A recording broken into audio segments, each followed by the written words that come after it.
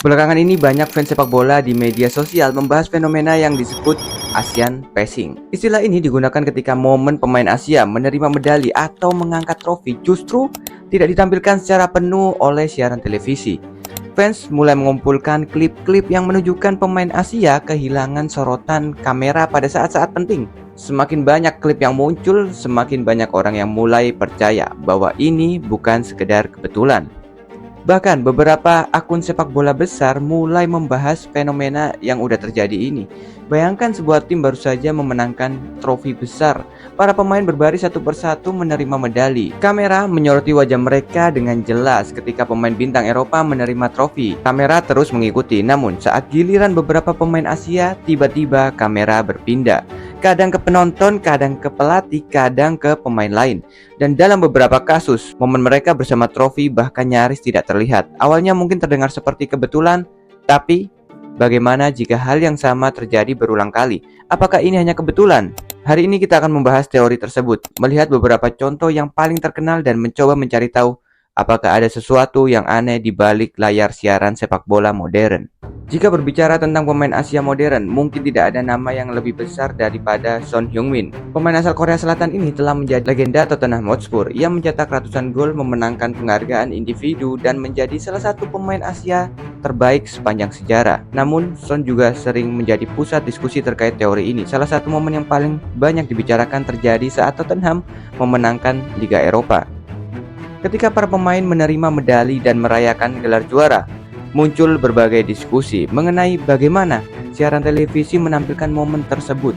Bahkan sebelumnya sempat terjadi kontroversi ketika UEFA kehabisan medali saat seremoni. Akibatnya beberapa pemain termasuk Son harus menunggu lebih lama untuk menerima medali mereka. Meskipun UEFA kemudian meminta maaf secara resmi, kejadian itu membuat banyak fans Asia merasa bahwa Son sering tidak mendapatkan perlakuan yang sepadan dengan statusnya sebagai salah satu pemain terbaik dunia. Karena itulah setiap kali terjadi pemotongan kamera saat Son tampil, teori Asian Passing kembali muncul. Contoh berikutnya datang dari Korea Selatan lagi. Kali ini adalah Lee Kang-in. Pemain PSG tersebut menjadi salah satu talenta Asia terbesar dalam beberapa tahun terakhir. Saat PSG meraih gelar dan para pemain merayakannya bersama trofinya, beberapa penggemar memperhatikan sesuatu yang menarik. Ketika Lee Kang-in mendekati trofi, kamera justru berpindah ke sudut lain.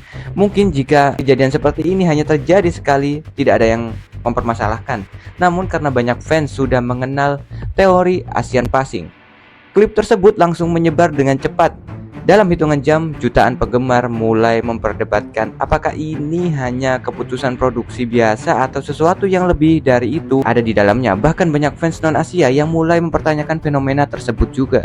Sebelum Son Heung-min, ada satu nama yang membuka jalan bagi pemain Asia di Eropa. Namanya Park Jin-sung, legenda Korea Selatan yang bermain untuk Manchester United.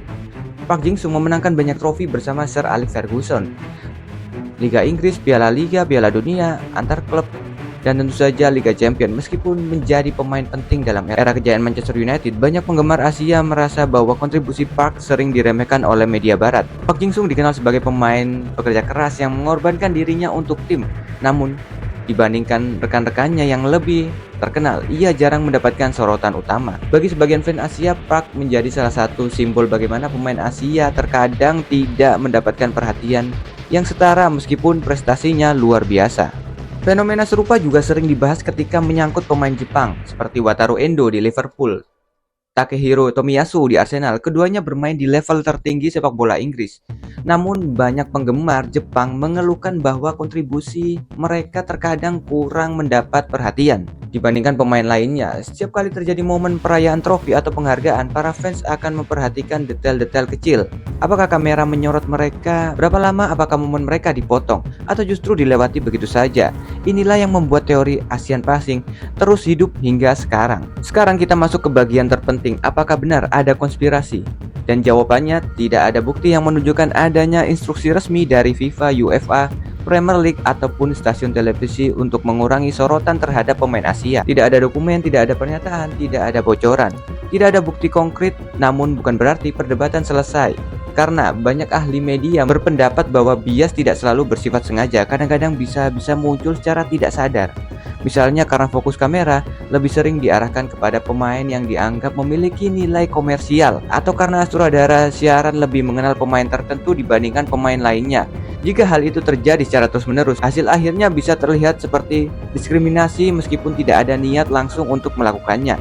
Inilah yang menjadi inti perdebatan sampai hari ini. Pada akhirnya teori Asian Passing masih menjadi misteri. Ada banyak klip yang terlihat mencurigakan. Ada banyak penggemar yang merasa pemain Asia sering kehilangan sorotan. Namun, hingga saat ini belum ada bukti kuat yang membuktikan bahwa ada konspirasi terorganisir di balik semua itu. Mungkin ini hanya serangkaian kebetulan aja sih.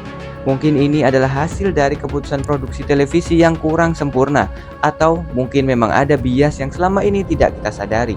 Yang pasti sepak bola Asia terus berkembang. Pemain-pemain seperti Son Heung-min, Lee Kang-in, Takehiro Tomiyasu, Wataru Endo, Kouru Mitoma hingga generasi berikutnya telah membuktikan bahwa mereka mampu bersaing di level tertinggi dunia. Dan seiring semakin banyaknya pemain Asia yang sukses di Eropa, perhatian terhadap mereka juga akan semakin besar. Sekarang giliran kalian.